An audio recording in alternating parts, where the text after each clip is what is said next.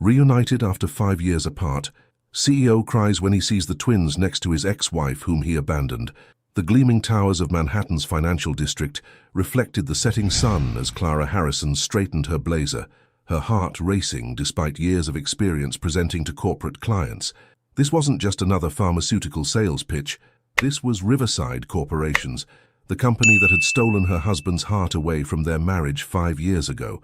"Mommy, you look beautiful," Sophia's voice came through her phone's speaker, accompanied by Emily's enthusiastic agreement. At 7 years old, the twins had their mother's quiet strength and infectious optimism. "Thank you, my loves. Are you being good for Grandma Rose?" "We're making dinner," Emily announced proudly.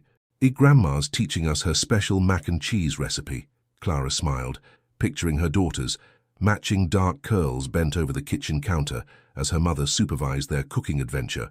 "Save some for me. I'll be home as soon as my presentation's done." After saying goodbye, Clara took one last look in the restroom mirror. Her tailored navy suit complemented her deep brown skin perfectly, and she'd pulled her braids into an elegant updo that projected confidence and professionalism. No one would guess that inside. She was trembling at the thought of possibly encountering Eduardo. The elevator ride to the 45th floor felt endless.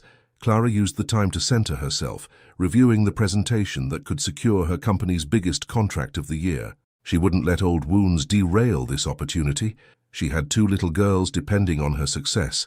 The conference room door opened to reveal a panel of executives, and Clara's breath caught in her throat. There he sat, more distinguished than she remembered, his dark hair now touched with silver at the temples.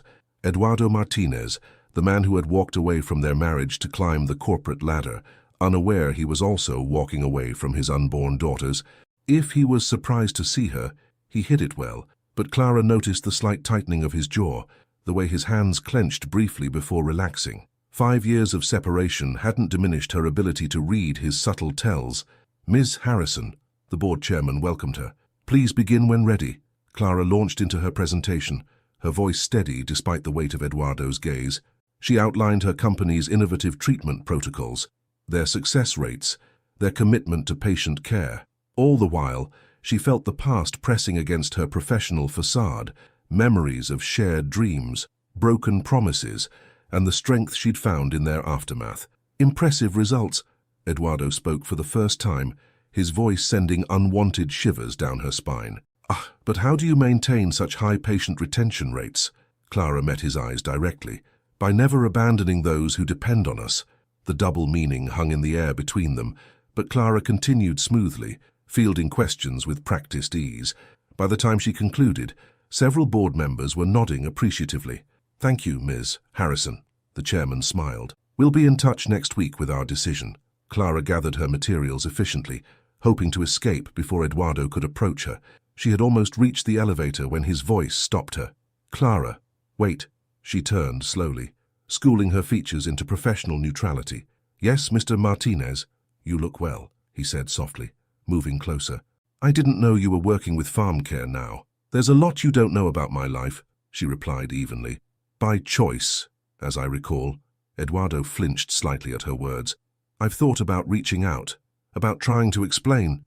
"Don't." Clara's voice was firm but quiet. "It's been 5 years. We've both moved on. Have we?"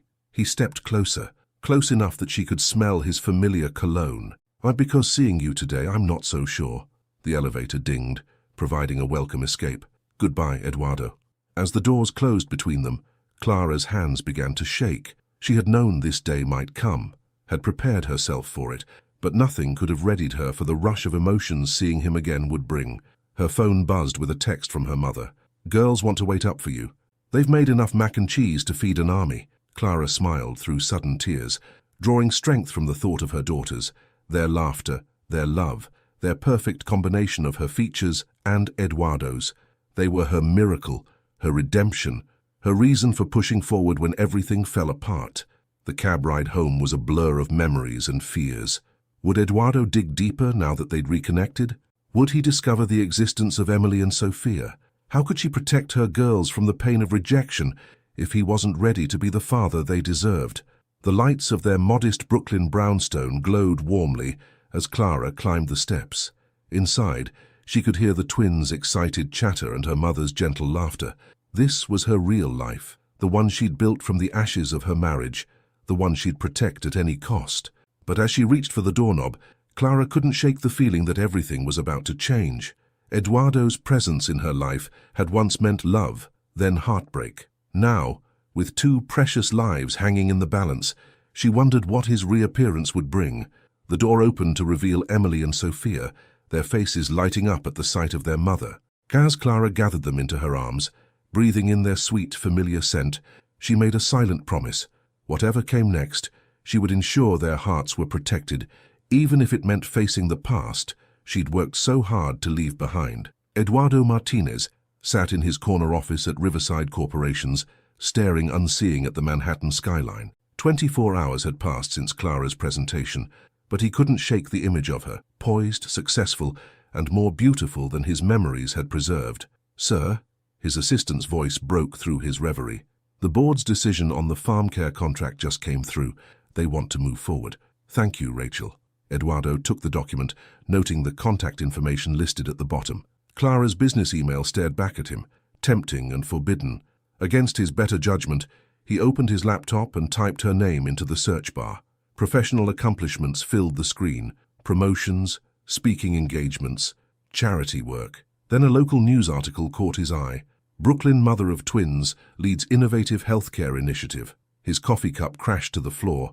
The photograph showed Clara at a community health fair, and beside her stood 2 little girls with familiar features, a perfect blend of his mother's smile and Clara's gentle eyes. The article dated back 2 years, putting their age at— Eduardo's hands shook as he did the math. 7 years old. Conceived right before he'd left for his temporary assignment in London, the assignment that had turned into a permanent choice when he'd chosen ambition over marriage. "Rachel," he called, his voice rough, "cancel my afternoon meetings." The drive to Brooklyn took forever through rush-hour traffic, giving Eduardo too much time to think. How had he not known? Why hadn't Clara told him? The answers, when they came, brought crushing guilt. He'd changed his number, moved continents, thrown himself into work. He'd made himself impossible to reach. The brownstone from the article's photo looked warm and inviting in the early evening light. Eduardo sat in his car, watching as neighbors passed by. Children played on nearby stoops, and life moved in its comfortable rhythm. Then he saw them. 2 little girls in matching school uniforms bounded up the steps, their backpacks bouncing. An older woman, Clara's mother, Rose, though her hair was grayer than he remembered, followed close behind. Their laughter carried across the street, piercing Eduardo's heart. He was about to exit his car when another vehicle pulled up to the brownstone. Clara emerged, looking tired but happy. The twins' excited shouts of "Mommy!" echoed off the buildings as they launched themselves into her arms. Eduardo watched, frozen, as Clara kissed each girl's forehead, checked their backpacks for homework, and ushered them inside. Such a simple, everyday moment, but it represented everything he'd thrown away. His phone buzzed. Rachel, probably with some crisis requiring his immediate attention, but for the first time in 5 years, work felt meaningless compared to what he'd just witnessed. Back in his penthouse apartment that evening, Eduardo poured himself a drink and really looked at the life he'd built. Modern furniture chosen by a decorator, artwork selected for investment value, views that impressed business associates but brought no joy, everything calculated for appearance and success. He pulled up the article again, studying the faces of his daughters. Emily and Sophia, according to the caption. They had his dark hair but Clara's beautiful curls, his height but her delicate features. How many firsts had he missed? First steps, first words, first days of school. The intercom buzzed, announcing his dinner delivery, another solitary meal in a space that had never felt like home. Eduardo ignored it, too consumed by the reality of his choices. His phone lit up with a text from his mother in Miami. "Mijo, you sound troubled. What's wrong?" Eduardo stared at the message, emotions threatening to overwhelm him. How could he tell his mother she had granddaughters she'd never met? That he'd abandoned not just his wife but his own children. "I saw Clara today," he typed back. His mother's response was immediate. And I discovered I have twins. Girls. They're 7. The phone rang seconds later. "Eduardo Antonio Martinez." His mother's voice was sharp with disappointment. "Tell me you didn't know." "I didn't, Mama. Clara was pregnant when I left, but I never knew." His voice cracked. Just I never gave her the chance to tell me. Dios mío. Maria Martinez was quiet for a long moment. What are you going to do? I don't know. Clara has every right to hate me, to keep me away from them. But they're my daughters, Mama. I've already missed so much. Then you have much to make up for. His mother's tone softened. It won't be easy. Clara won't trust you, and she shouldn't. Not yet. You'll have to prove yourself worthy of being in their lives. Eduardo moved to his window, looking out at the city lights. How do I even begin? With humility, mijo, and by understanding that this isn't about your feelings or your guilt. It's about what's best for those little girls. After hanging up, Eduardo spent hours researching, parenting books, child psychology articles, anything that might help him understand how to approach this situation. His usual business strategy of swift and decisive action wouldn't work here. This required patience, sensitivity, and a complete reordering of his priorities.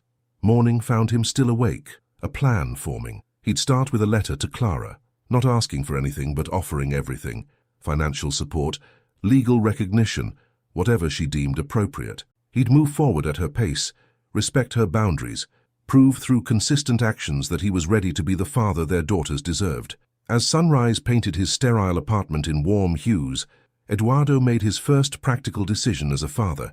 He called his realtor. If he was going to be part of his daughters' lives, he needed to be closer than a Manhattan penthouse. Brooklyn Heights had some excellent properties for sale, including one just a few blocks from Clara's brownstone. His phone buzzed with a meeting reminder, another board presentation, another deal to close. Eduardo stared at it for a long moment before doing something he'd never done in his career. He delegated the entire project to his VP. Some things were more important than business. He just hoped he hadn't realized it too late. Clara stared at the thick cream envelope on her desk, Eduardo's familiar handwriting bringing back a flood of memories. The farm care contract had arrived that morning with a personal letter attached. She'd been avoiding it for hours, focusing instead on client calls and paperwork. "Mom?" Emily's voice carried from the living room where the twins were doing homework. "Can you help me with this math problem?" Grateful for the interruption, Clara left the letter unopened. She found Emily frowning at her textbook while Sophia worked on a science project about butterflies. "What's giving you trouble, sweetie?" Clara settled beside her daughter, noting how Emily's furrowed brow matched Eduardo's expression of concentration. "Fractions," Emily sighed.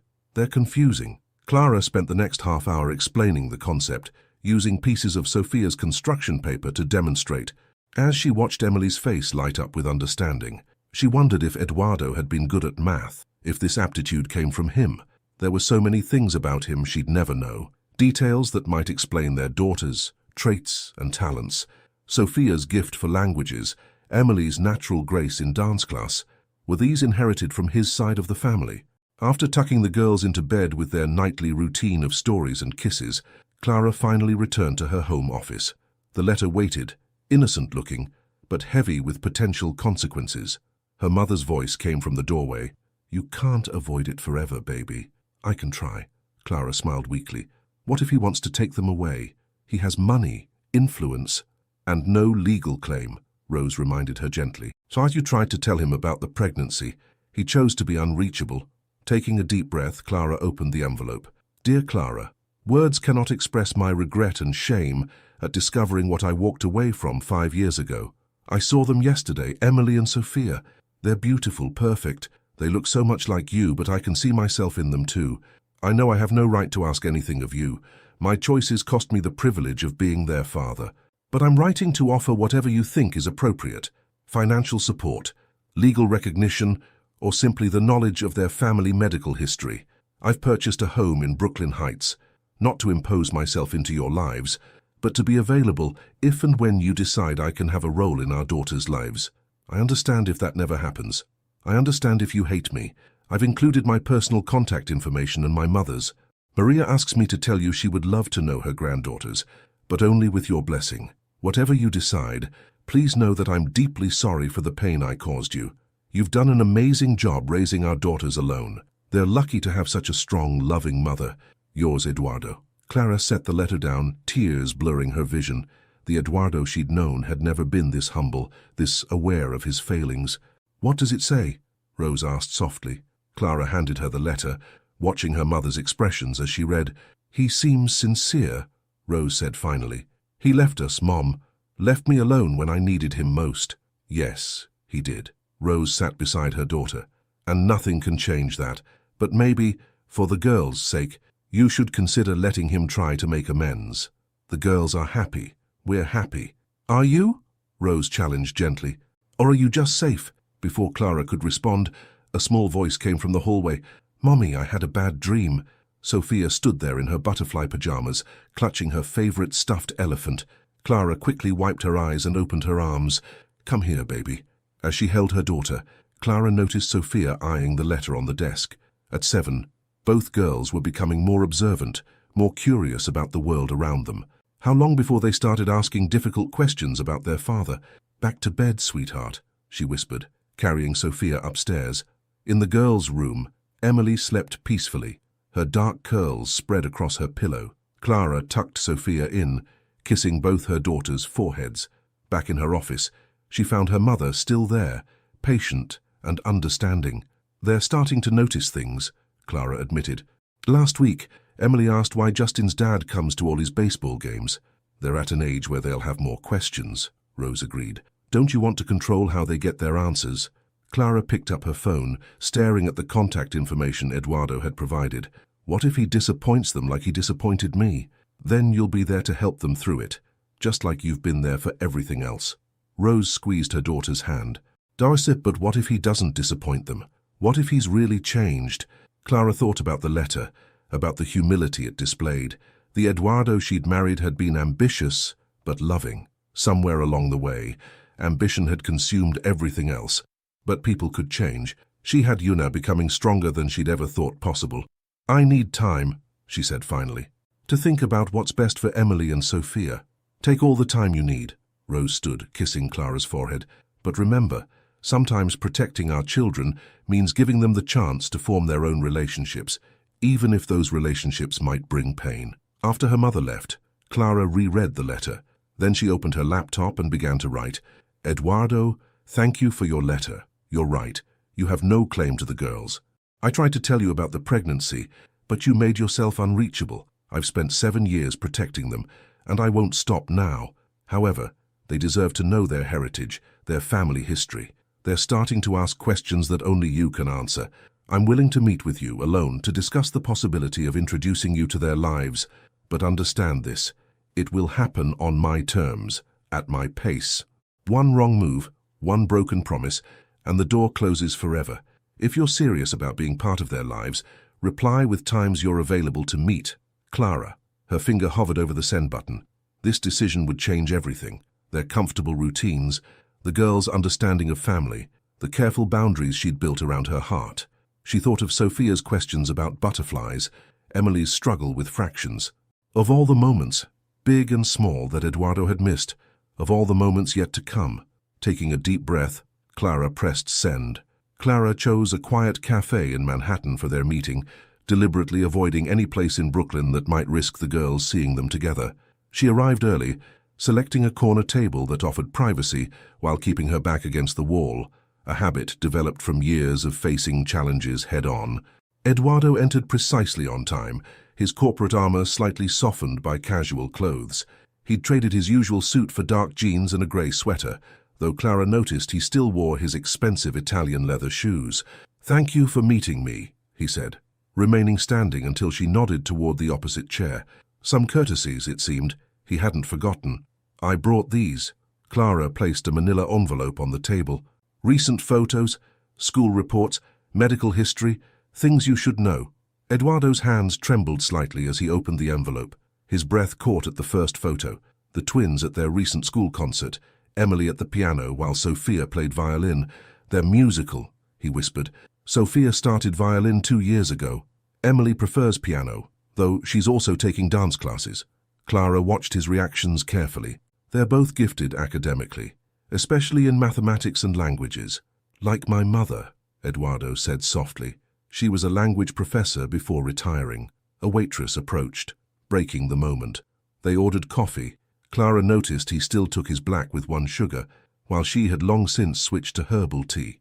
Tell me about them, Eduardo requested after the waitress left. Please. Anything you're willing to share. Clara considered her words carefully. Emily is our serious one, methodical, thoughtful, always planning. Sophia's more spontaneous. She laughs easily and makes friends wherever she goes. But they're both kind, Eduardo. So incredibly kind. Despite everything they've been through. Despite what I did. Because of what they've been through, Clara corrected. How said they understand empathy because they know what it means to need it? Eduardo set the photos down, his face tight with emotion. I have no excuse for leaving the way I did, for being unreachable when you tried to tell me about the pregnancy. I don't want excuses. Clara's voice was firm. I want to know why you're here now. Really here, not just feeling guilty, because seeing them, even from a distance, showed me everything that's been missing from my life. He met her eyes directly. I've achieved every professional goal I set, made more money than I could spend in 3 lifetimes. But my apartment feels empty, my success feels hollow, and until I saw them on those steps I didn't understand why. They're not a cure for your midlife crisis, Eduardo. No, they're not, he agreed. They're my daughters, my responsibility, a gift I didn't deserve but want desperately to be worthy of. Their drinks arrived, giving Clara a moment to study him. The ambitious young executive she'd married was still there in his bearing, his careful choice of words. But there was something else now, a humility that seemed genuine. If, and it's a big if, we move forward with this, there will be rules, Clara said finally. Non-negotiable ones. Eduardo nodded, reaching for a leather portfolio he'd brought. I assumed as much. I've prepared some suggestions for how we might proceed, but I want your input on everything. Clara raised an eyebrow at his preparedness. Some things hadn't changed. Eduardo had always approached challenges with careful planning. First, she began, no promises to the girls that you can't absolutely keep. No scheduled visits that get cancelled for business. No half-hearted commitments. Agreed. I've already delegated most of my daily operations to my VP. The company can run without my constant presence. Second, you follow my lead on timing and introductions. If I say it's too much too fast, you back off immediately. Of course. He made notes as she spoke. What about financial support? They don't need your money. I've provided everything they need. I know you have, Eduardo said quietly.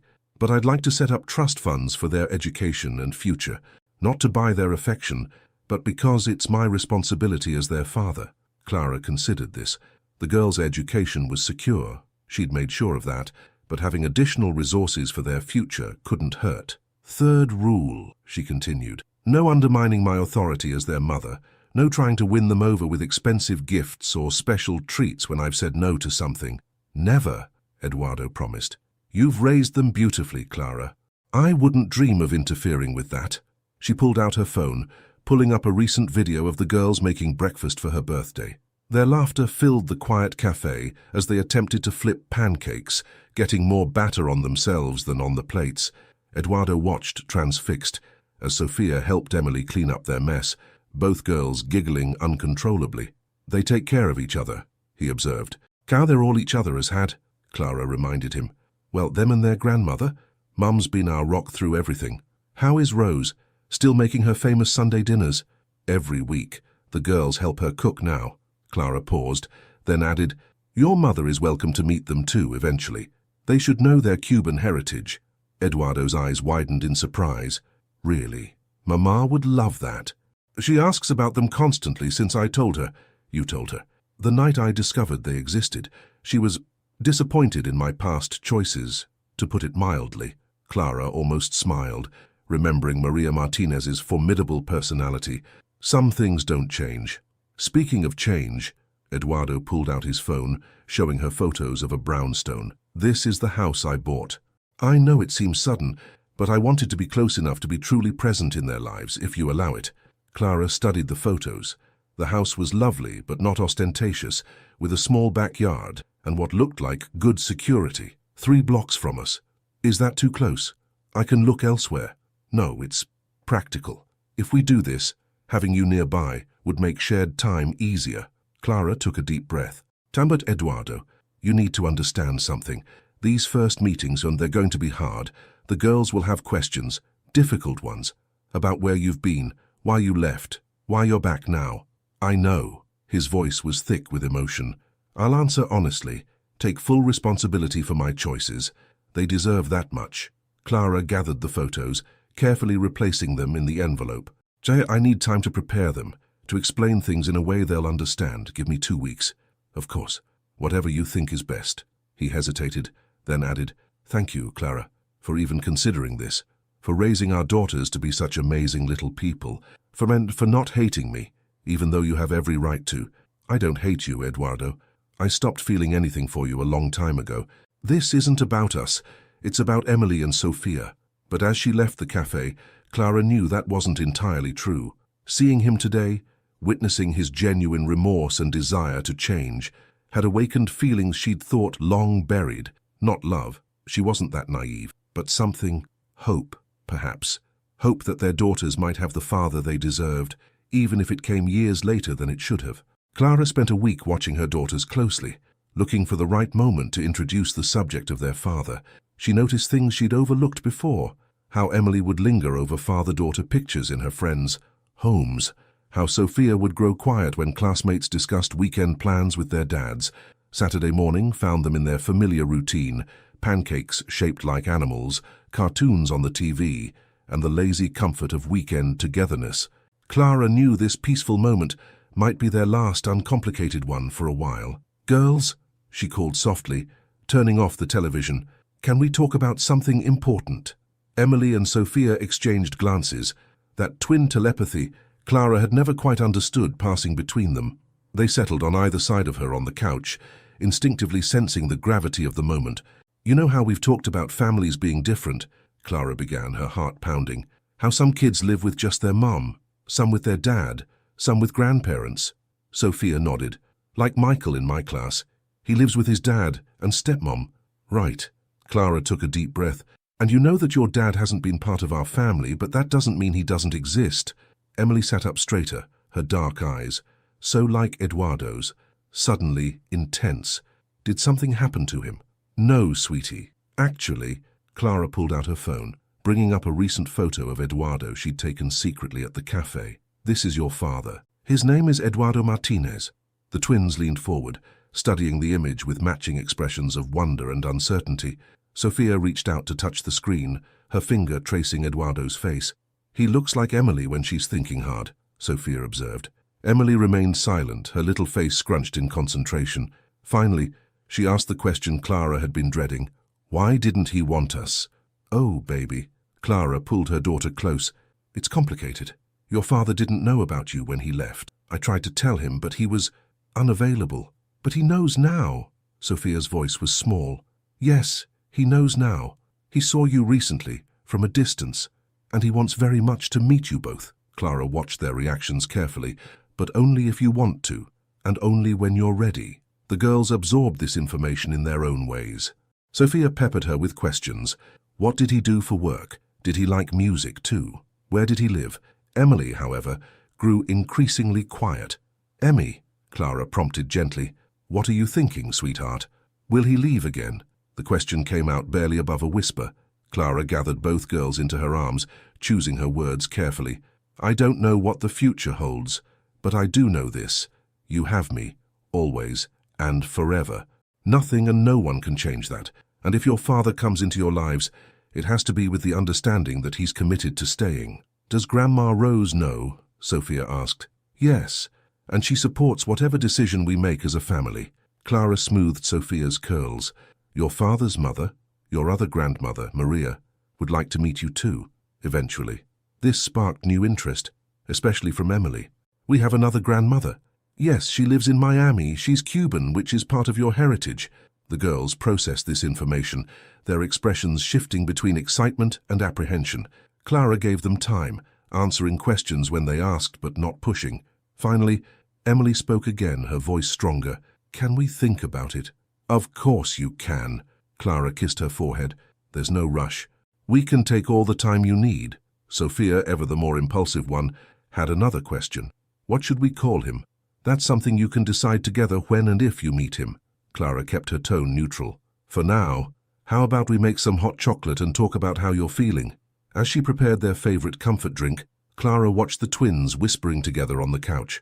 They had their own secret language, developed in the womb and strengthened through 7 years of being each other's constant companion. The doorbell rang, making them all jump. It was Rose, arriving for her usual weekend visit. One look at Clara's face told her what had happened. "Well," Rose said, pulling both girls into a warm hug, "this seems like a day for my special triple chocolate cookies. Who wants to help me bake?" The familiar activity gave the girls something to focus on, besides the morning's revelation. As they measured ingredients and mixed dough, Clara heard snippets of conversation between them and their grandmother, questions they might have been too afraid to ask their mother. "Did you know our dad?" Sophia asked, dusting flour from her nose. "I did," Rose answered honestly. "He was different back then. Younger, less focused on work." "Was he nice?" Emily's question was barely audible. "He was very nice." Rose met Clara's eyes across the kitchen. "He made your mother laugh a lot, and he had a good heart, even if he lost his way for a while." Later that evening, after the cookies had been eaten and Rose had gone home, Clara found the twins in their shared bedroom. They'd pulled out their memory box, a collection of special items they'd gathered over the years. "What are you looking for?" she asked, sitting on Emily's bed. "Pictures," Sophia explained, "to see if we look like him." Clara reached for her phone again, pulling up more photos Eduardo had shared from his youth, pictures with his mother, childhood snapshots, even one from their wedding day. "You both have his smile," she told them. "And Emily, you have his eyes and his focus. Sophia, you have his love of languages and his mother's musical talent." The girls studied the photos intently, perhaps seeing themselves in a new light. Finally, Emily looked up at Clara. "Can we meet him?" she asked. "Just once, to see." Sophia nodded in agreement, though Clara noticed both girls instinctively moved closer to her, seeking reassurance. "Are you sure you're ready?" Clara asked, wrapping an arm around each of them. "We want to try," Sophia said. "Together, together," Emily echoed, squeezing her sister's hand. Clara hugged them close, breathing in their familiar scent of shampoo and childhood. "Then we'll try, together." That night, after the girls were asleep, Clara sent Eduardo a text. "They want to meet you, but we do this slowly, carefully. First meeting should be brief, somewhere neutral and comfortable for them." His response came quickly. "Thank you. I'll follow your lead completely.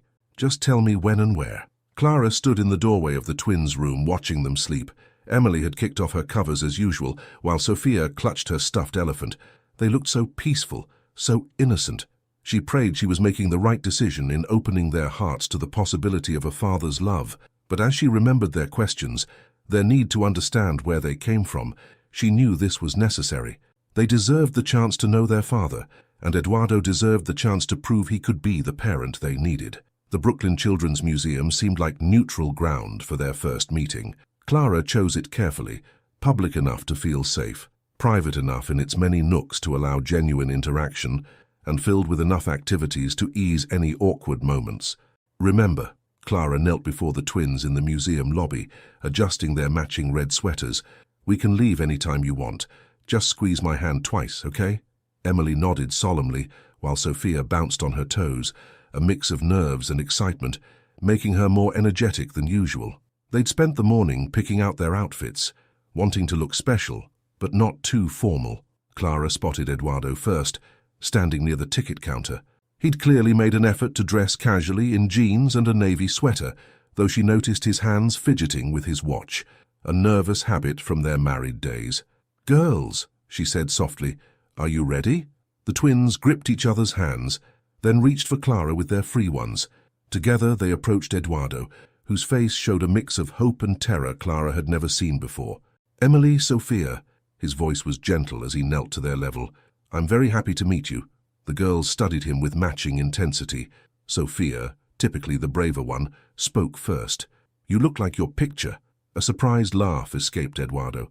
"I hope that's good. Your eyes are like mine," Emily observed quietly, unconsciously touching the corner of her eye. "Yes, they are." Eduardo's voice caught slightly. "I hear you play piano, Emily." "And Sophia, you play violin." The girls nodded, still holding hands but looking more curious than afraid. Clara watched as Eduardo carefully maintained his distance, letting them set the pace. "Would you like to see the new music exhibit?" he asked. "I heard they have instruments from around the world that visitors can try." This sparked genuine interest. Both girls loved music, and the prospect of trying new instruments overcame some of their initial shyness. As they walked toward the exhibit, Clara noticed how Eduardo unconsciously matched his pace to the girls, shorter steps. He answered their tentative questions with patience, never pushing for more interaction than they offered. The music exhibit proved to be a perfect choice. Sophia gravitated toward a collection of Latin American instruments, her eyes lighting up at the sight of a Cuban tray guitar. My father, your grandfather, used to play one of those, Eduardo told her, watching as she carefully strummed the strings. He taught me a little before he passed away. Can you show me? Sophia asked, offering him the instrument. Eduardo glanced at Clara, who nodded slightly. He took the tres, positioning his fingers carefully, and played a simple Cuban melody. Both girls watched, fascinated, as the familiar yet foreign music filled their corner of the exhibit. That's pretty, Emily said, moving closer. What's it called? Guantanamera, Eduardo explained. It's a very famous Cuban song. My mother, your Abuela Maria, used to sing it to me when I was little. Will she sing it to us? Sophia asked innocently. Eduardo's hands stilled on the strings. She'd love to, if you'd like to meet her someday. The next hour passed quickly as they explored more instruments. Eduardo showed remarkable patience, listening to their attempts at playing various instruments and sharing small stories about his own childhood musical experiences. When they reached the science section, Emily's eyes lit up at the engineering display. Look, she pointed to a bridge-building station. Can we try? Of course. Eduardo followed her lead, helping when asked, but mostly watching as she methodically tested different construction methods. She's like you, Clara said softly, standing beside him while the girls worked, always planning, analyzing. Sophia reminds me of my mother, Eduardo replied, that same spark of joy in her eyes. They watched as Sophia encouraged her sister to try a different approach to the bridge design, the two girls working together seamlessly. They're so connected, Eduardo observed, so in tune with each other. They've always been that way, Clara explained. For even before they could talk, they had their own way of communicating. The morning passed more smoothly than any of them had expected. The girls gradually relaxed, asking more questions and even sharing small stories about school and their activities. During a quiet moment in the butterfly garden, Emily finally asked the question Clara had been waiting for. Why didn't you try to find us before? Eduardo sat on a nearby bench, giving the question the weight it deserved. I made a very big mistake, he said honestly. I was so focused on work, on success, that I forgot what really matters in life. I didn't know your mother was going to have you, but that's no excuse. I should have stayed in touch, should have been reachable. Sophia joined her sister, both girls listening intently. Are you sorry? She asked. More sorry than I've ever been about anything in my life, Eduardo answered, his voice thick with emotion. Missing your first steps, first words, first days of school. I can never get those moments back, but if you'll let me, I'd like to be here for all the moments to come. The girls exchanged one of their silent conversations, then Emily spoke again. Do you promise not to disappear again? I promise. Eduardo met their eyes steadily. I've moved close by, changed my work schedule, and made sure nothing will keep me from being there for you, if and when you want me to be. Clara checked her watch, noting they'd been at the museum for nearly 3 hours. Girls, we should probably think about heading home soon. Grandma Rose is coming for lunch, remember? To her surprise, both girls looked disappointed. Can we show him one more thing? Sophia pleaded. The space exhibit. After getting Clara's approval, they led Eduardo through the space display, explaining their favorite parts with growing animation. Clara hung back slightly, watching as her daughters cautiously began to connect with their father. As they prepared to leave, Eduardo knelt again to the girls' level. Thank you for giving me a chance to meet you, he said softly. Would it be okay if we did this again sometime? The twins looked to Clara first, a gesture that made her heart swell with love and pride. At her encouraging nod, they turned back to Eduardo. Yes, Emily said, but slowly. As slowly as you need, Eduardo assured them. We can take all the time you want. In the cab ride home, the girls were unusually quiet, processing the morning's events. You okay? Clara asked, squeezing their hands. He's nice, Sophia said finally. Different from what I imagined. More real, Emily added thoughtfully. Clara understood what they meant. Eduardo had transformed from an abstract concept into a flesh and blood person, someone who shared their features, their talents, their blood. Later that night, after the girls were asleep, Clara received a text from Eduardo. Thank you for today. They're more amazing than I ever could have imagined. I know I have to earn their trust and yours. I won't let any of you down again. Clara looked in on her sleeping daughters, noting how they'd pushed their beds closer together, seeking comfort in each other's presence after an emotionally challenging day. The future was uncertain, but watching her daughters take their first careful steps toward knowing their father, Clara felt cautiously hopeful. They were resilient, these girls she'd raised alone, strong enough to open their hearts to the possibility of more love, wise enough to protect themselves if that love proved unreliable. 2 weeks after the museum visit, Clara noticed subtle changes in her daughter's behavior. Emily had taken to practicing piano with new dedication, while Sofia peppered her Spanish teacher with questions about Cuban culture, small signs that Eduardo's presence had already begun to influence their lives. "Mummy," Sofia called from the breakfast table one morning. "Can we see him again?" Clara looked up from packing their lunchboxes. "Your father?" Both girls nodded, Emily adding, "He said we could go slowly. And is this what you both want?" Another twin conference passed between them through silent looks before Emily spoke.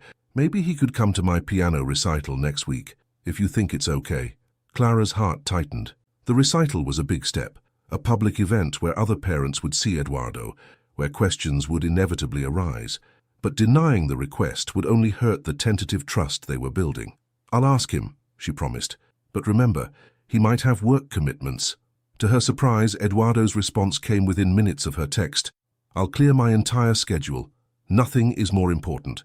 The day of the recital arrived bright and crisp. Clara helped Emily into her new blue dress, while Sofia offered enthusiastic support from the sidelines. They were running slightly late when the doorbell rang. "I'll get it." Sofia raced downstairs before Clara could stop her. Eduardo stood on the porch, holding 2 small bouquets, one of white roses, one of pink. He'd dressed appropriately in a sport coat and slacks, nothing too formal, but respectful of the occasion. "Tom, these are for you." He offered the pink roses to Emily. "For good luck today." Emily accepted them shyly, a small smile playing at her lips. "Thank you. And these," he handed the white roses to Sofia, "are because every performer needs someone cheering them on backstage." Sofia's face lit up at being included. "Can I put them in my room?" "Let's get them in water quickly," Clara intervened. "We need to leave in 5 minutes." As she helped the girls with their flowers, Clara noticed Eduardo taking in the details of their home, the family photos on the walls, the twins, artwork displayed proudly, the comfortable mix of practical and personal that made up their life. The recital hall at the girls' school was already filling with families when they arrived. Clara felt the curious glances as Eduardo helped the twins with their coats, heard the whispered questions about the handsome man accompanying the Harrison family. "Emily Harrison," the music teacher called. "You're up in 3 performers." Emily's nervousness showed in her tight grip on Clara's hand. To everyone's surprise, she reached for Eduardo's as well, squeezing it once before heading backstage. They found seats in the middle section, Sofia between Clara and Eduardo. As they waited, Sofia whispered explanations about the other performers, about Emily's preparation, about their music teacher's strict standards. When Emily took the stage, her blue dress matching her serious expression, Clara felt Eduardo tense beside her. Their daughter looked so small against the grand piano, but her posture was perfect as she began to play. The piece was challenging, Beethoven's Für Elise, but Emily had practiced for months. Her small fingers moved confidently over the keys, each note clear and precise. Clara glanced at Eduardo and saw tears in his eyes. "She's amazing," he whispered, his voice rough with emotion. Sofia beamed proudly. She practiced every day, even when she was tired. After the performance, as other parents offered congratulations, Emily made her way directly to them. "Did I do okay?" "You were wonderful, baby." Clara hugged her tightly. "Perfect," Eduardo added softly. "Your grandfather would have loved to hear you play." Emily's eyes widened with interest. "He played piano too." "He did, and he taught music before coming to America." Eduardo seemed to make a decision. "I have some recordings of him playing, if you'd like to hear them sometime." Both girls looked to Clara, who nodded. "Maybe next weekend. We could have lunch at Eduardo's new house. See how he's settled in." The suggestion earned her grateful looks from both Eduardo and the twins. They spent a few more minutes accepting congratulations before heading out, the girls unusually quiet on the drive home. "Would you like to come in?" Clara found herself offering as they pulled up to the brownstone. "Just for a few minutes." Eduardo accepted, following them into the warm kitchen where Rose was preparing dinner. The grandmother's eyebrows rose at his presence, but she greeted him cordially. "The girls have something to show you," Clara explained, watching as Emily and Sophia led Eduardo to their music room, really just a converted sunroom with their instruments and a small electronic keyboard. Through the door, she could hear Sophia demonstrating her progress on violin, while Emily showed Eduardo her practice pieces. Rose joined her in watching the scene. "He's trying," the older woman observed. "Yes," Clara agreed, he is. "And you? How are you handling all this?" Clara considered the question carefully. "It's strange, seeing him with them, seeing parts of him in them that I never noticed before. It makes me happy for them, but it also hurts. All those years they missed." "You can't change the past," Rose reminded her gently, "but you're giving them a chance at a better future. That takes strength." Later, after Eduardo had left and the girls were getting ready for bed, Clara found Emily sitting at her keyboard with headphones on, playing softly. "New piece?" Clara asked, removing one earphone. Emily nodded. "Dad said his father used to play it. It's called Claire de Lune." The casual use of Dad caught Clara off guard, but she kept her voice steady. "It's a beautiful piece. Very challenging. I want to learn it," Emily said determinedly. "To surprise him." Clara kissed her daughter's forehead, recognizing Eduardo's focus in her set expression. "Then you will, baby. Just give it time." In her own room that night, Clara received a text from Eduardo. "Thank you for today, for letting me be there, for giving me a chance to know them." She started to type a polite acknowledgement, then changed her mind. "They're starting to let you in. Don't mess this up, Eduardo." His response was immediate. "I won't. They're everything to me now. Everything I never knew I was missing." Clara set her phone aside, thinking about the day's events. The recital had been more than just Emily's performance. It was their first public appearance as something resembling a family. Not a traditional one, perhaps, but one that was slowly, carefully finding its own way. The Sunday afternoon sun warmed the brownstone's facade as Clara walked with the twins to Eduardo's new home. The girls had dressed themselves with unusual care, Emily in a navy dress, Sophia in a flowered jumpsuit, and spent the morning practicing the few Spanish phrases they'd learned. "Remember," Clara reminded them as they approached the steps, "this is just lunch. If you feel uncomfortable at any time, we squeeze your hand twice." The girls finished in unison, exchanging amused glances. Eduardo opened the door before they could ring the bell, his expression a mix of nervousness and joy. "Welcome." He stepped back, gesturing them inside. "I hope you like Cuban food." The house smelled amazing. Garlic, cumin, and something sweet wafting from the kitchen. Eduardo had clearly put thought into making the space welcoming for children.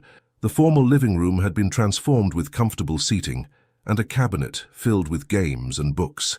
"Is that you?" Sophia pointed to a photo on the wall, a young Eduardo with a distinguished-looking couple. "Yes, with my parents at my college graduation." Eduardo moved closer. "That's your grandfather Antonio and your abuela Maria." Emily studied the photo intently. "Abuela looks like Sophia when she smiles." "She does," Eduardo agreed softly. "Would you like to see some more family photos while lunch finishes cooking?" The girls nodded eagerly, following him to a leather album on the coffee table. Clara watched as Eduardo shared stories about his childhood in Miami, his father's music career, his mother's teaching days. The twins absorbed every detail, clearly hungry for this connection to their heritage. "And this," Eduardo pulled out a smaller photo, "is your great-grandmother's recipe book. She wrote down all our family's traditional dishes." "Is that what you're cooking?" Sophia asked, sniffing the air appreciatively. "Ropa vieja. It was my favorite growing up. And there's flan for dessert if you like sweet things." "They love anything sweet," Clara commented, speaking for the first time since entering. "How they get that from you?" Eduardo's eyes met hers, remembering shared desserts and late-night ice cream runs during their marriage. The moment passed quickly as Emily discovered a piano in the adjacent room. "You have one too?" She gravitated toward it naturally. "I thought—" Eduardo hesitated. "I thought maybe you could practice here sometimes, if you wanted." "And Sophia, there's a music stand for your violin, though we'd need to get one to keep here." The implications of his words, creating space for them in his home, planning for future visits, hung in the air. Clara watched her daughters' reactions carefully, but they seemed pleased by the idea. A timer chimed from the kitchen, and Eduardo excused himself to check on lunch. Clara followed, leaving the girls exploring the piano. "You've thought this through," she observed, watching him move confidently around the kitchen. "I want them to feel comfortable here," he admitted, checking the rice, "to have their own space, their own things. But I know it's a lot. If it's too much too soon, it's fine, Clara interrupted. They need this to know you're committed, that you're making room for them in your life. Eduardo paused in his preparations. Not just room, Clara. They're becoming the center of my life. Before she could respond, Sophia appeared in the doorway. Can we help set the table? Lunch proved to be a success. The girls loved the Cuban dishes, especially after Eduardo explained the stories behind each recipe. He'd even prepared some simpler options in case the traditional food wasn't to their taste, but they weren't needed. Abuela Maria called while I was cooking, Eduardo mentioned casually. She'd love to video chat with you after lunch if you're interested, but only if you feel ready. Another silent twin conference passed between the girls before Emily spoke. Can Mom stay with us? Of course, Eduardo assured them. Whatever makes you comfortable. Maria Martinez's face filled Eduardo's tablet screen shortly after lunch, her elegant features softening at the sight of her granddaughters. Miss Angelis, she breathed. You are even more beautiful than your father described. The initial shyness melted quickly as Maria asked about their music, their school, their interests. She was particularly delighted when Sophia attempted a few Spanish phrases. Your pronunciation is perfect, mi amor, she encouraged. You have your grandfather's ear for language. The conversation flowed easily, Maria sharing stories about Eduardo's childhood that had both girls giggling. Clara noticed how she included her in the conversation, asking about the twins' early years and complimenting her parenting. Next time I visit New York, Maria said as they prepared to end the call, perhaps we could cook together. I could teach you some family recipes. The girls' enthusiastic response brought tears to the grandmother's eyes. After goodbyes were exchanged, Eduardo suggested showing them the small backyard he was planning to transform into a garden. We could plant flowers, Sophia suggested excitedly, and vegetables like in Grandma Rose's garden. Whatever you'd like, Eduardo agreed. It's your space too. As the afternoon wore on, Clara noticed both girls becoming more relaxed, more natural in their interactions with Eduardo.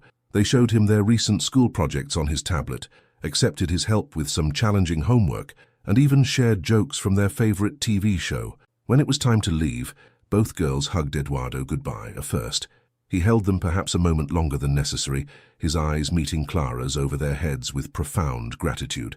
Thank you for lunch, Emily said formally, and for the piano. You're welcome here anytime, Eduardo told them. Both of you, all of you, he added, including Clara in his glance. Walking home, Sophia slipped her hand into Clara's. Dad's house is nice. It is, Clara agreed, noting the casual use of Dad from her too now. Did you have a good time? Yes, Emily said thoughtfully. It felt right, like we belonged there too. Clara squeezed their hands, emotions threatening to overwhelm her. Her daughters were forging a relationship with their father, creating new memories to fill the void of the missing years. It was what she'd hoped for, even if it complicated their carefully ordered life. Later that night, after the girls were asleep, she received a photo from Eduardo, the twins at his piano, their faces intent as they explored the keys together. The caption read, "Thank you for giving us this chance. They make everything in my life brighter."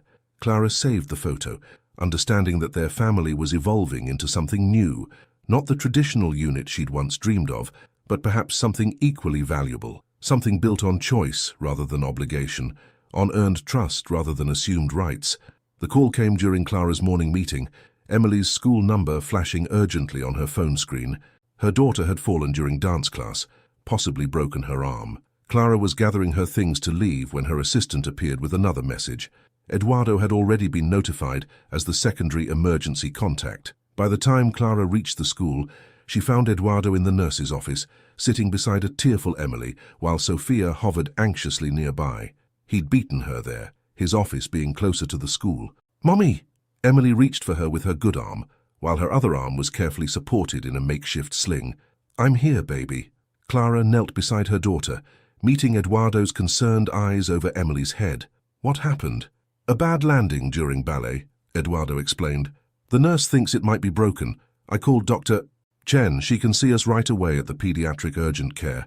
Clara blinked, surprised he'd remembered their pediatrician's name from the medical information she'd shared. "Thank you. I can take it from here. Please," Eduardo interrupted softly. "Let me help. Let me be here for her, for both of them." Emily's small voice settled the matter. "Can Dad come too?" The urgent care waiting room was mercifully quiet. as they checked in. Sophia sat between her parents, holding her sister's good hand and telling stories to distract her from the pain. Clara noticed how Eduardo seemed to know exactly what to say to keep both girls calm. "Remember when I broke my arm playing baseball?" he shared. "I was about your age. Abuela Maria made me so much flan that week that I couldn't look at dessert for a month." This earned a small giggle from Emily, even as tears of pain still shone in her eyes. Dr. Chen confirmed their fears, a clean break that would require a cast. As they waited for the orthopedist, Emily's fear returned. "Will I still be able to play piano?" she asked tremulously. "The cast will only be on for 6 weeks," Eduardo assured her. "Just enough time to practice your left-hand pieces." In fact, he pulled out his phone, quickly searching something. "There are some beautiful piano pieces written specifically for left hand. We could learn them together." Clara watched as her daughter's expression brightened slightly at this suggestion. Eduardo had known exactly what Emily needed to hear, not false promises, but a practical solution and a way to continue her beloved music. The casting process was difficult.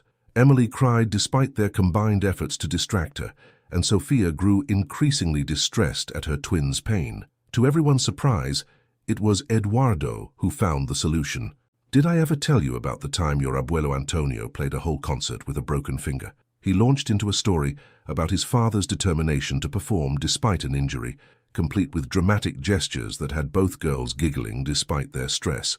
When it came time to choose the cast color, Emily picked blue, the same shade as the dress from her recital. The orthopedist suggested they all sign it, and Eduardo produced a silver marker from his briefcase. "Always prepared," he explained, when Clara raised an eyebrow. Sophia insisted on drawing butterflies alongside her signature, while Clara added hearts around her name. Eduardo wrote something in Spanish that made Emily smile through her tears. "What does it say?" Sophia asked. "Time for my brave musician. Your music comes from your heart, not just your hands," Eduardo translated softly. The day had turned to evening by the time they left the hospital. Emily was tired and sore despite the pain medication, and Sophia was emotionally exhausted from worrying about her sister. "Let me drive you home," Eduardo offered. "You've got a lot to carry with the prescriptions and care instructions." At home, he helped get Emily settled on the couch, while Clara prepared her pain medication. Sophia curled up next to her sister, their usual twin instinct to stay close, even stronger in times of stress. "The school emailed their assignments," Eduardo mentioned. "I can help Emily with writing until she gets used to using her left hand." Clara looked up from measuring the medicine. "You don't have to." "I want to," he interrupted gently. "Please, Clara, let me be their father, not just for the fun moments, but for this too." Looking at him, jacket discarded, sleeves rolled up, silver marker stains on his fingers from decorating Emily's cast. Clara saw how much he'd changed. The ambitious executive who'd left her was gone, replaced by a man who'd dropped everything to sit in a hospital with his daughter. "Okay," she agreed. But we need to set up a schedule, work around their activities and your meetings." "Already handled," he assured her. "I've cleared my calendar for the next 2 weeks, except for essential meetings, and those I can take virtually from here, if needed." A small sound from the living room interrupted them, Emily trying to shift position without jostling her arm. They both moved immediately to help, working together instinctively to adjust pillows and make her comfortable. "Will you stay for dinner?" Sophia asked Eduardo hopefully. "We can watch a movie with Emmy while she rests." Eduardo looked to Clara for permission. At her slight nod, he smiled. "I'd love to. Maybe we can introduce you to your abuelo's favorite old movies."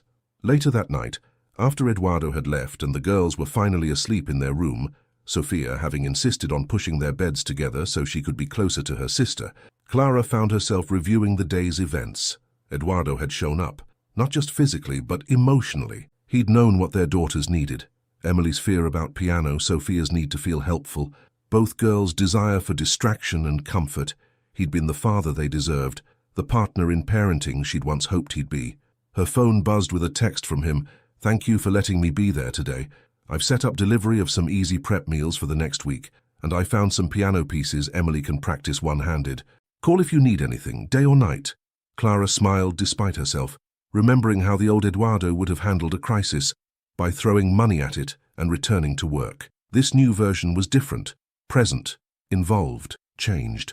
As she checked on the girls one last time, Clara realized their family dynamic had shifted again. Today's crisis had proven Eduardo's commitment wasn't just for the easy moments. He was all in, ready to face challenges and midnight fears, ready to be the father he should have been all along. 2 weeks after Emily's accident, Clara's carefully structured routine had transformed into something new. Eduardo had become a constant presence, arriving each morning to help Emily get ready for school, staying late to assist with homework done left-handed, and filling the gaps in between with an attentiveness that still surprised Clara. "Dad found a computer program that turns my voice into written words," Emily announced over breakfast, "so I can keep writing my stories without typing." Clara looked up from packing their lunches.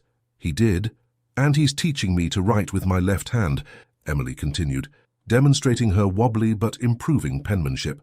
"He says Leonardo da Vinci was left-handed too." Sophia, not to be left out, added, "He's helping me practice violin after school while you're at work, and Abuela Maria sent us Cuban dessert recipes to try this weekend." The changes went beyond practical help. Eduardo had somehow slipped into their daily life with an ease that both comforted and unsettled Clara. He knew the girls' schedules, their preferences, their little anxieties. He'd learned which Princess Sophia preferred in their bedtime stories and how Emily liked her sandwiches cut. The doorbell rang, Eduardo arriving for his morning shift, but today he wasn't alone. "Abuela!" The twins' excited shouts filled the house as Maria Martinez stepped into their kitchen, arms full of bags and boxes. "My darlings." Maria embraced both girls carefully, mindful of Emily's cast. "I hope you don't mind the surprise, Clara. When Eduardo told me about Emily's arm, I had to come see my granddaughters." Clara found herself wrapped in an unexpected hug as well. "Of course not. You're always welcome. I brought ingredients," Maria announced, unpacking her bags. "Today, we learn to make proper Cuban comfort food. The healing power of Abuela's cooking is not to be underestimated." The kitchen soon filled with delicious smells and happy chatter as Maria taught the girls to make picadillo and plantains. Clara watched in amazement as her daughters absorbed their grandmother's instructions in both cooking and Spanish, their faces glowing with pride at each small success. "You've done an incredible job with them," Maria said quietly, joining Clara at the counter. "They're such beautiful, confident girls. Eduardo was a fool to miss so much. He's making up for it now." Clara found herself defending him. "Yes, he is." Maria's knowing smile held years of maternal wisdom, and not just with the girls, I think. Before Clara could respond, Eduardo returned from a quick work call. He moved easily through their kitchen, helping Sophia reach a high shelf while simultaneously checking Emily's cast for any signs of discomfort. "Mijo," Maria called, "come taste this sauce. Tell me if it needs more garlic." The scene struck Clara suddenly, her daughters learning family recipes from their Cuban grandmother, while their father offered encouraging words in Spanish. It was everything she'd once dreamed of giving them, coming true in an unexpected way. Later that afternoon, as the girls napped off their food coma, Maria cornered Clara in the living room. "When Eduardo told me about leaving you," she began directly, "I was ashamed, not just of his actions, but of my own failure to raise him better, to teach him that love matters more than success." "You can't blame yourself." "No," Maria's eyebrow rose. "A mother always feels responsible for her children's mistakes, just as you would feel responsible if Emily or Sophia made poor choices someday." Clara couldn't argue with that logic. But watching him now," Maria continued, "I see the man I always hoped he would become, the father he should have been from the start. Love has finally taught him what I could not." The conversation was interrupted by sounds from upstairs, the twins awakening from their nap. Eduardo immediately moved to help Emily, who still struggled with stairs while adjusting to her cast. "She doesn't know the songs yet," they heard Sophia explaining to her grandmother. "But Dad's been teaching us Cuban lullabies, the ones you used to sing to him." Maria's eyes filled with tears. "Perhaps I could teach them to you properly. If your mother agrees, I could stay for a while, help out while Emily's arm heals." The twins turned hopeful eyes to Clara, who found herself nodding. "We'd love that." "There's a guest room upstairs." "Nonsense," Eduardo interrupted. "Mama will stay at my house. It's bigger, and she can still come here every day to help with the girls." The arrangement was quickly settled, with Maria insisting on making dinner for everyone before leaving. As they ate, Clara watched her daughters soaking in their heritage, asking questions about Cuba, about Eduardo's childhood, about family traditions they were eager to learn. "How will you teach us to make flan next?" Sophia asked her grandmother. "Dad says it's his favorite." "Of course, mi amor, and maybe your mother would like to learn too." Maria's invitation was gentle but clear. Clara was part of this family too, regardless of her past with Eduardo. After dinner, as Eduardo and Maria prepared to leave, Emily spoke up. "Can we have Sunday dinner at Dad's house, like we used to have at Grandma Rose's?" The adults exchanged glances. It was Rose's turn to host their weekly family dinner, a tradition that had sustained them through the years. "Why don't we invite Grandma Rose to join us?" Eduardo suggested. "Both grandmothers together. Double the desserts." The idea delighted the twins, but Clara held her breath. Rose had been their rock, their protector during the hard years. How would she feel about sharing her special time with the family that had once abandoned them? To her surprise, when she called Rose later that night, her mother was enthusiastic. "It's time," Rose said simply.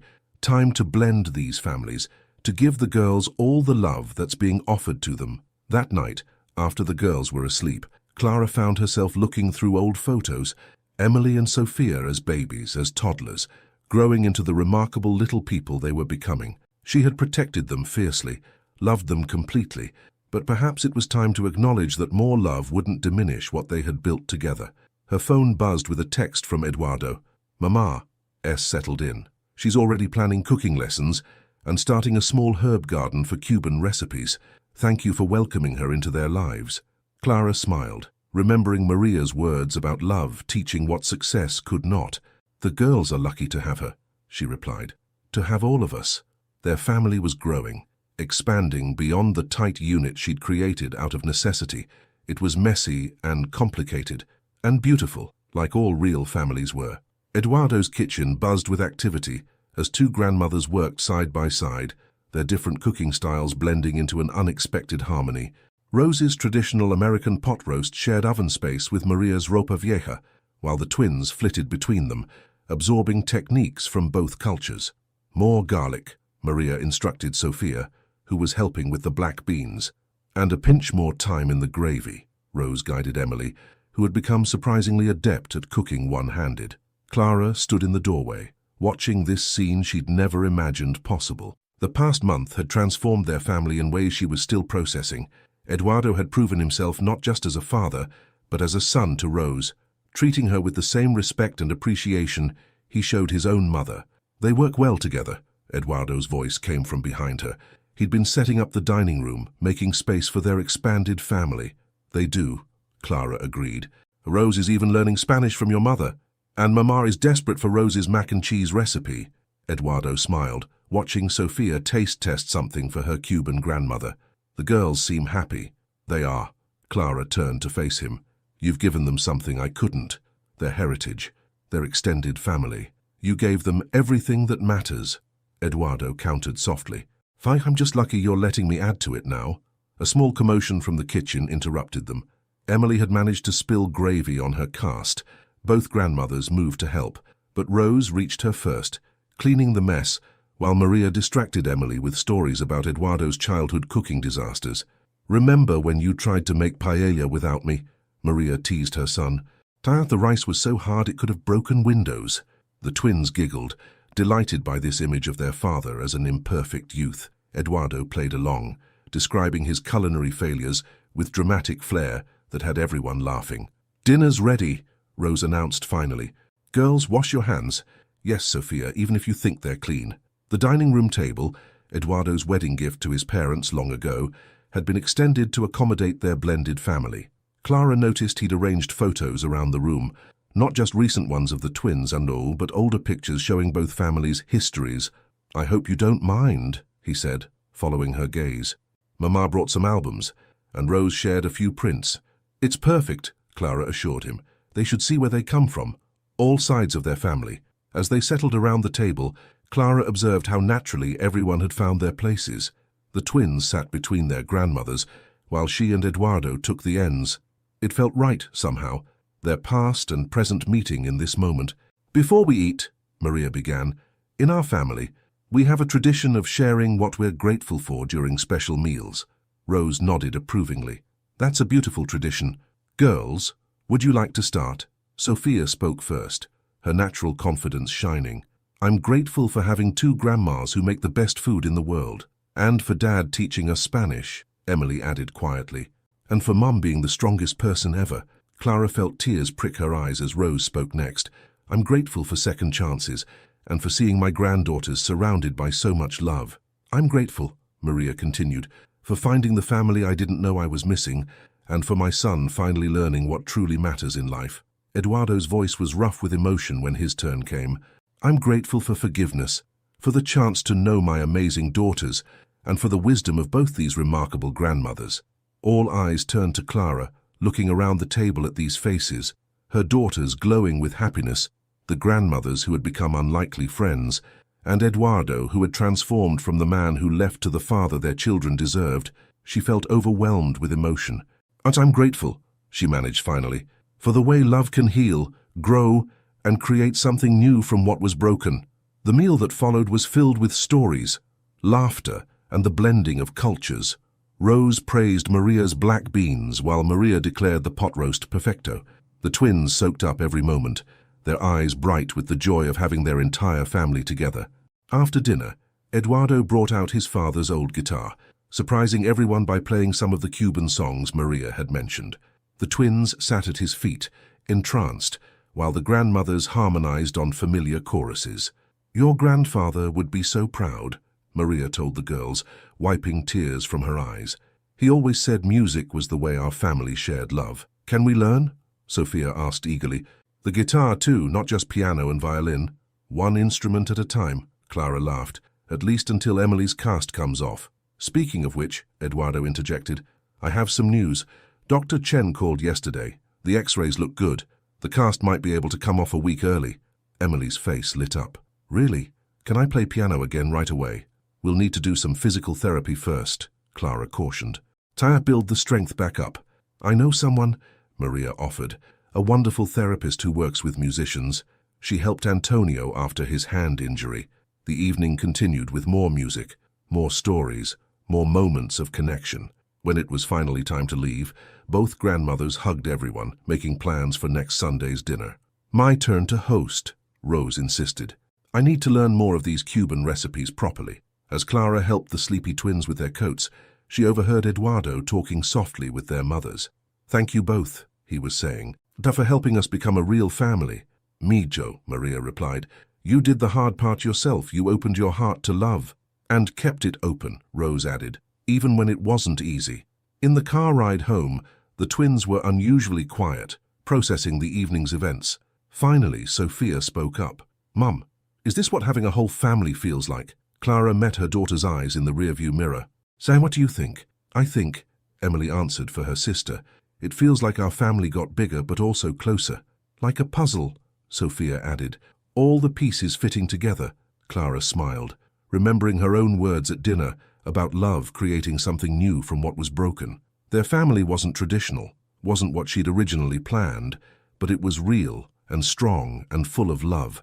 6 months had passed since Emily's broken arm, and the winter sun streamed through the windows of the twins' school auditorium.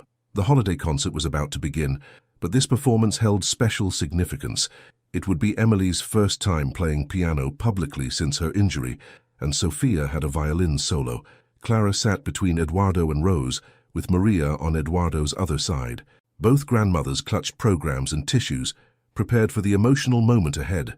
The past months had transformed them all, creating a family unit none of them had imagined possible. "They've been practicing so hard," Eduardo whispered, his knee bouncing slightly with nervous energy. He'd spent countless hours helping Emily rebuild her strength, celebrating each small victory as she returned to playing. "They're ready," Clara assured him, surprising herself by placing her hand over his. The gesture felt natural now, like so many other changes in their relationship. The lights dimmed, and Sophia appeared first, her violin tucked confidently under her chin. The piece she'd chosen was Guantanamera, arranged specially by her music teacher to incorporate both classical and Cuban elements. As the familiar melody filled the auditorium, Maria wiped tears from her eyes. "For Abuelo Antonio," Sophia had written in the program notes, "who shared his music with our family." After enthusiastic applause, Emily took the stage. Her piece was more complex, a duet she'd arranged herself, combining elements of Beethoven with a traditional Cuban lullaby Maria had taught them. But she wouldn't be playing alone. Eduardo stood from his seat, straightening his tie before joining their daughter at the piano. This part had been Emily's idea, a father-daughter duet to show how far they'd all come together. As they played, Clara remembered all the moments that had led here. Eduardo's first meeting with the twins at the museum, his steady presence during Emily's injury, Sunday dinners that blended their cultures and hearts, quiet evenings helping with homework, and countless small gestures that proved his commitment to being the father their daughters deserved. The duet ended to thunderous applause, Emily beaming as Eduardo hugged her proudly. Sophia joined them on stage for a bow, the family connection visible to everyone watching. At the reception afterward, Clara overheard snippets of conversation that would have seemed impossible a year ago. "Dad's teaching us to make paella next weekend," Sophia told her friends. "Abuela Maria's coming to my science fair," Emily explained to her teacher. "She's helping me translate my project into Spanish too. Both our grandmas are teaching us to cook," they told anyone who would listen. Cuban food and soul food together. Eduardo found Clara by the refreshment table, handling 2 cups of coffee, one black with sugar for himself, one with cream for her. He still remembered how she took it. "They're amazing," he said softly. "You did such an incredible job with them, Clara. I'll never stop being grateful that you gave me the chance to know them." "They needed you," Clara admitted. "I didn't realize how much until I saw them with you. You're a wonderful father, Eduardo. The man you've become. He's who I always knew you could be."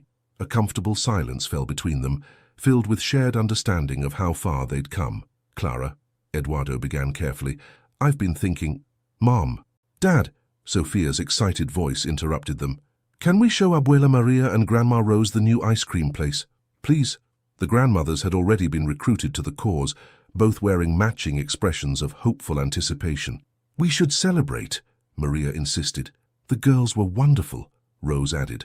"And it's never too cold for ice cream." Eduardo laughed. "Our mothers have spoken. Shall we?"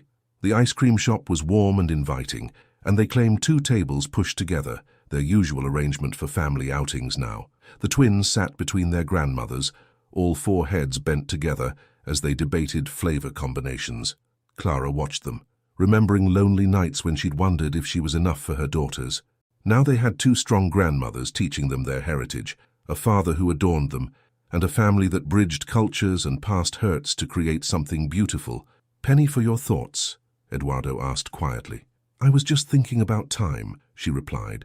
"How it changes things, heals things. A year ago, I never would have imagined this. Regrets? No," she said firmly. "Every step led us here. Even the painful ones." Eduardo nodded, understanding in his eyes. "I have something for the girls, for all of us, really." He pulled an envelope from his jacket. "I've been waiting for the right moment." Inside were papers for a beach house in Miami, close to Maria's home. "For summers," he explained. "School breaks. Time with both their cultures, both sides of their family. If you approve, of course."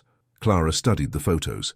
The house was modest by Eduardo's standards, clearly chosen for comfort rather than show. It had a music room, a kitchen big enough for family cooking lessons, and a garden Maria would love. "The girls will be thrilled," she said finally. "They've been begging to spend more time with Abuela Maria." "And their mother?" Eduardo asked softly. "Will she be comfortable there too?" Clara met his eyes, seeing the question behind the question. Their relationship had evolved over the past months, moving from cautious co-parents to something warmer, though neither had put words to the change. "I think," she said carefully, "that home is wherever our family is together." Eduardo's smile was gentle, understanding. "We've created something special, haven't we? Not what we planned, but maybe better." "Definitely better," Clara agreed, "because it's real, earned, chosen." "Mom, Dad," Emily called. "You have to try this new flavor. Abuela Maria says it tastes just like the ice cream in Cuba." They joined their family, accepting tastes of various flavors and listening to Maria's stories about Cuban ice cream stands. Rose added tales of her own childhood ice cream adventures, while the twins soaked up every word, their heritage enriched by both grandmothers' memories. Later that night, after the girls were asleep and the grandmothers had returned to their respective homes, Clara stood on her front porch with Eduardo. "Thank you," he said suddenly, "for giving me a second chance, for letting me prove I could change, for helping me become the man our daughters deserve." "Thank you," she replied, "for becoming that man, for choosing us over everything else, for making our family whole in a way I never expected." As Eduardo drove home to his brownstone 3 blocks away, Clara thought about their journey. They had all grown, the twins into confident, culturally rich young girls, Eduardo into a devoted father, herself into a woman who could trust again, their mothers into friends who shared grandmothering duties with joy. Their family wasn't traditional, wasn't what she'd once dreamed of, but it was perfect in its own way, built on love, strengthened by forgiveness, enriched by two cultures, and held together by two little girls who had enough love in their hearts for all of it. The future would bring new challenges, new growth, new moments to navigate, but they would face it together, as a family who had chosen each other, learned from the past, and built something beautiful from what was broken. And that, Clara realized, was the greatest gift of all, the end. At what point in this emotional journey did you feel that Clara and Eduardo really began to rebuild their lost trust? Was it when he dropped everything to be present during Emily's accident, when he moved closer to the family to be a more present father, or perhaps during family Sundays, where cultures mixed and grandmothers became friends? Reflect on how small moments of genuine dedication can heal deep wounds and transform a past of abandonment into a story of redemption, forgiveness, and unconditional love. Your participation in the channel is very important. Please leave your opinion in the comments. Thank you so much for watching until the end. If you enjoyed this story, don't forget to subscribe to the channel, leave a like, and comment your thoughts. Your participation is very important to us. See you next time.